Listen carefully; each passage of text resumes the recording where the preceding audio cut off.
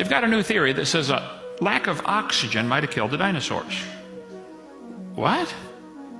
Lack of oxygen? Well, it's interesting. The huge dinosaurs, an 80-foot apatosaurus, for example, had nostrils the same size as a horse.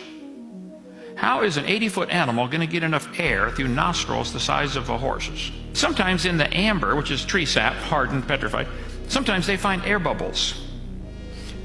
The air bubbles, when they suck them out and analyze them, are 50% more oxygen than we have today. The air we're breathing now is 21% oxygen. What if it was 35%? If the atmosphere originally was 35% oxygen and double the air pressure, just breathing would be exciting. Baby Jessica was 18 months old, and her left leg slipped down in a pipe. Her right leg came up behind her, and she did the splits. She slid down 20 feet inside an 8-inch pipe. She was down there for 2.5 days. They tore up the neighborhood trying to get that kid out of there, out of that pipe. When they finally got her out, her right leg was completely black from lack of circulation. One of the doctors said, "We have to cut her leg off right now. It's black, no circulation."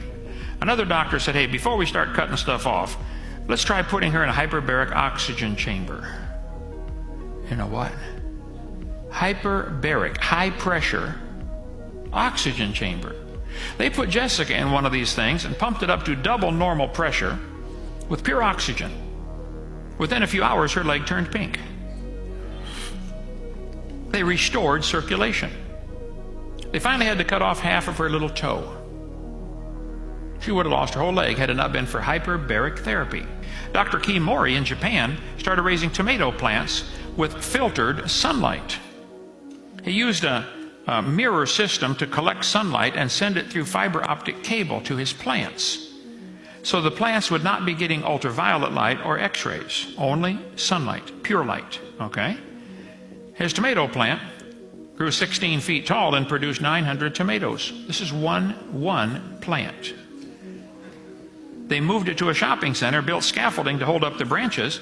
They said this thing might produce 10,000 tomatoes. It ended up growing over 40 feet tall and produced 15,000 tomatoes off one plant. They were cherry tomatoes, but his were coming off baseball size.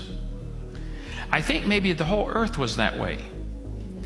I think it had not only a canopy to filter out the radiation, it had increased air pressure, richer CO2, pure gene code, better soil, and the birds chirping is what opens up the leaf cells so they can breathe in the morning.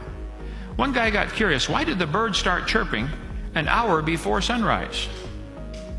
Well, they've discovered that frequency of the chirp, chirp, chirp opens up the stomata under the leaf.